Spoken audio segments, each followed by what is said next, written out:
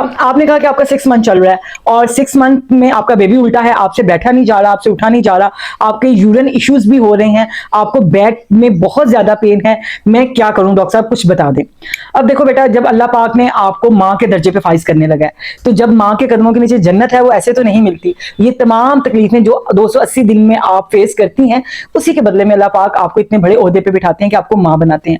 अगर आपका बच्चा उल्टा है तो जाहिर है उसका जो प्रेशर है वो आपके यूरिन ब्लैडर के ऊपर होगा, उसकी वजह से आपको यूरिन इश्यूज आएंगे, आपको यूरिन बार बार आएगा, हो सकता है यूरिन में बर्निंग भी हो, आपके बैकबोन पे भी बेबी बड़ा हो रहा है, 6 मंथ है तो आपका बेबी बड़ा हो रहा है, तो आपके पेल्विक पे और आपके बैकबोन पे उसका प्रेशर आएगा जिससे उसकी पेन होगी। सबसे पहले तो आप अपने गायनेकोलॉजिस्ट जिनसे विजिट करती हैं उनसे अपने टेस्ट वगैरह देखें, अपने टेस्ट वगैरह सीबीसी वगैरह करवाएं। अगर तो आपकी तमाम रिपोर्ट्स ठीक है तो वो आपको मेडिकेशन, नहीं तो करीबी होम्योपैथ के पास जाइए, वो आपको according to your symptoms calcarea phos, kali phos, caulophyllum ऐसी मेडिसिन देंगी जिससे आपका ये पीरियड आसान हो जाएगा। आपसे बैठा उठा नहीं जाता तो आप अपनी टांगों के नीचे थोड़ी देर के लिए तकिया रखें, अपनी टांगों को थोड़ा सा ऊंचा करके लेटें थोड़ी देर के लिए। वैसे तो सीधा लेटना मैं मना करती हूँ कि बच्चे को ऑक्सीजन नहीं मिलती, लेकिन अगर आपसे बैठा उठा नहीं जाता तो मत बैठे उठें, थोड़ा काम करें, रेस्ट ज्यादा करें। ये थोड़े से दिन हैं, गुजर ही जाएंगे। 6 मंथ गुजर गए, ये भी अल्लाह का नाम लेके गुजार लें, अल्लाह ताला आसानियां करेगा।